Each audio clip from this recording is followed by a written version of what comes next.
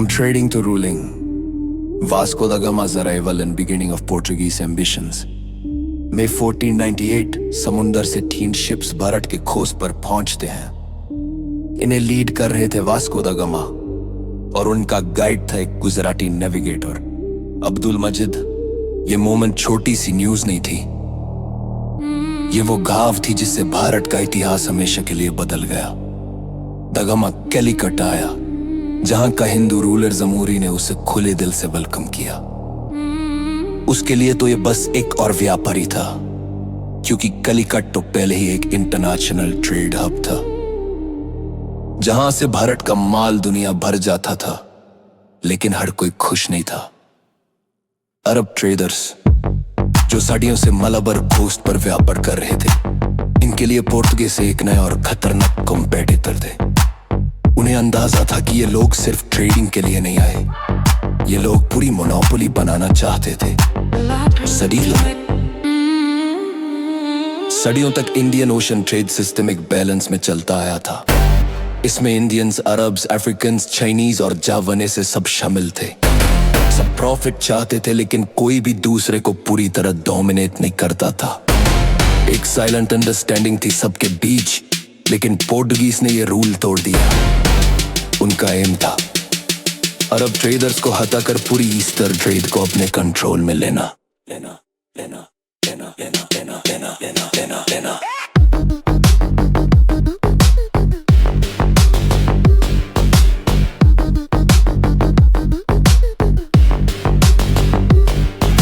Vasco दा gamma India में 3 महीने तक रहा।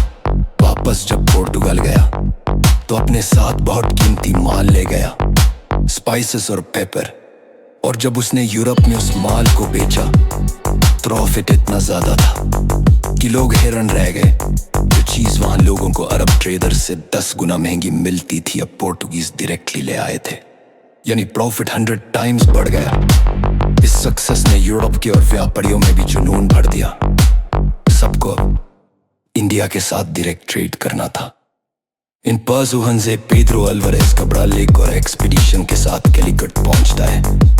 उसने वहां स्पाइस ट्रेड के लिए एक फैक्ट्री एस्टेब्लिश की, लेकिन थोड़ी ही देर में कन्फ्लिक्ट हो गया।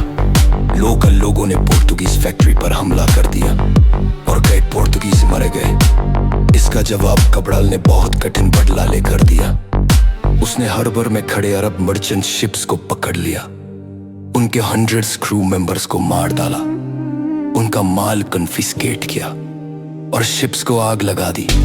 बाद में कब्राल ने कोचिन और कन्नानौर के लोकल रूलर्स के साथ फेवरेबल ट्रेड एग्रीमेंट साइन कर लिए, जिससे उन्हें कोस्टल फुटहोल्ड मिल गया। वास्को दा गामा फिर से 1501 में भारत लौट कर आया। इस बार उसका इरादा और ज्यादा सख्त था। उसने जमूरी ऑफ कैलीकट से डिमांड किया कि वो अरब मर्चेंट्स को हटा दे और सिर्फ पोर्तुगीज ट्रेडर्स को पनोसन दे। लेकिन जमूरी ने यह डिमांड मना कर दी। दा गामा ने फिर बदले और लालच दोनों का रंग दिखाया। जहां भी अरब शिप्स मिलते, वो उन्हें लूट और डिस्ट्रॉय कर देता। रिजल्ट, कैलीकट के रूलर और पोर्टुगीज के बीच पूरी रुब्तु रह गई। दा गामा ने अपना फैक्ट्री कन्नौने में एस्टेब्लिश किया और धीरे धीरे कैलीकट, कन्नानो और कोचिन पोर्टुगीज ट्रेड के इंपॉर्टेंट सेंटर्स बन गए। और जैसे जैसे उनका व्यापार बढ़ता गया, पोर्टुगीज ने फैक्ट्री प्रोटेक्शन के बहाने इन ट्रेड सेंटर्स को फोर्टिफाई करना स्टार्ट कर दिया।